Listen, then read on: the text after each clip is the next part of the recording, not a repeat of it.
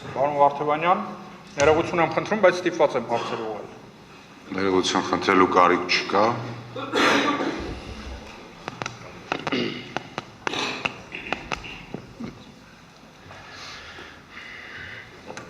Կարող եմ։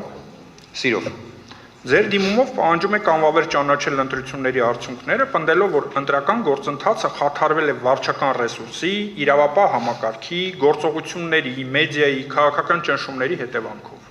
Միաժամանակ պաշտոնական հաղորդագրություններում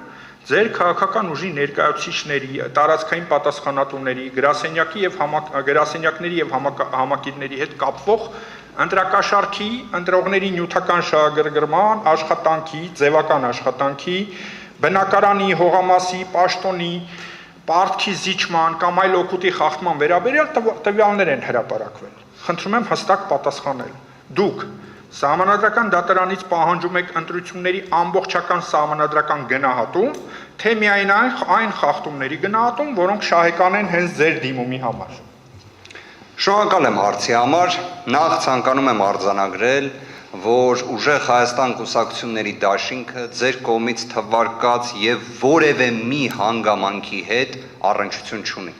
Մենք գտնվում ենք բարձր դատարանում եւ պետք է իրավական, փաստահեն դատողությունների շրջանակներում գտնվենք։ Իսկ նման իրավական, փաստահեն, ոչ թե պարզապես մեղադրանքի կողմի վարկած, հակակոռուպցիոն կոմիտեի ձայնագրություն եւ այլ, դրանք բոլորը առաջարկում եմ դնենք մի կողմ։ Մեր դիմումում վկայակոչած հանգամանքները, լինի դա ատելության խոսքը, լինի դա վարչական ռեսուրսի չարաշահումը, բոլորը փաստահեն են եւ օրինակ բխում են վարչական դատարանի կողմից կայացրած վճիռներից։ Այսինքն մեր կողմից ոչ թե պարզապես մի տվյալ է հանրայնացվել, որը անմեղության կանխավարկածը չի հաղթահարել, որը իրավական որևէ գործընթացով պատշաճ չի անցել, որի վերաբերյալ իդեպ ես հույս ունեի, որ նաև հակակոռուպցիոն կոմիտեի մեր գործընկերը կընդգծեր, որ այն ձայնագրությունները, որոնք հանրայնացվել են, որոնք լսել եք նաև դուք եւ մի շարք մեր այլ հայրենակիցներ, մոնտաժված են եղել։ Մոնտաժված, այսինքն օրինակ, ես ներողություն եմ խնդրում բարձր դատարանից, բայց քանի որ այդ հարցը հնչեց,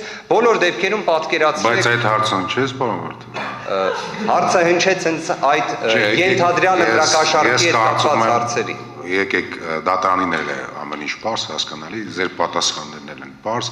հնարավորություն տանք, որպեսզի ներկայացուցիչ իր հաջորդ հարցը տա, ձեր հաջորդ հարցը տա։ Ձեր հարցից ձեր ոչ Դրա համար հիմա բարձր դատարան պատասխան, որպեսզի հստակեցվի։ Հստակեցրեք։ Այո։ Ես ուզում եմ հասկանալ։ Դուք պատրաստ եք, որպեսզի սահմանադրական դատարանը քննարկման առարկա դարձնի նաև ձեր քաղաքական ուժի հետ կապվող ընտրակաշարքի հայտնի դեպքերը։ Հաշվի առեք, հարգելի գործընկերներ, բարձր դատարան։ Սահմանադրական արդարադատության տեսանկյունից պետք է գնահատվի մի բան, որը ոչ թե պարզապես գոյություն ունի, այլ այն աստիճան հստակ գոյություն ունի, որ դա լինի անվիճելի։ Օրինակ, անվիճելի է, չէ, որ ատելության խոսք է տարածվել, բայց վիճելի է մեղմ ասած, որ որևէ մի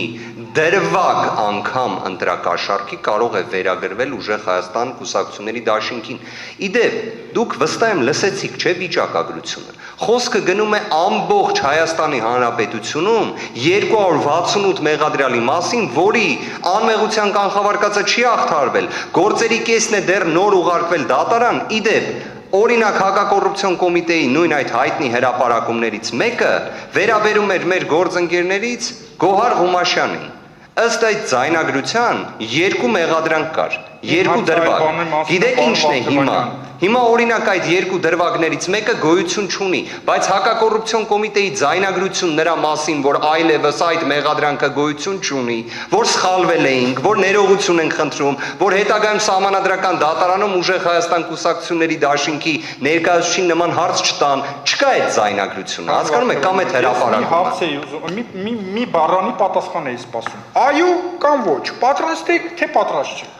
Պատասխանեմ բարձր դատարան։ Մենք սահմանադրական դատարանից ակնկալում ենք, որ ընտրության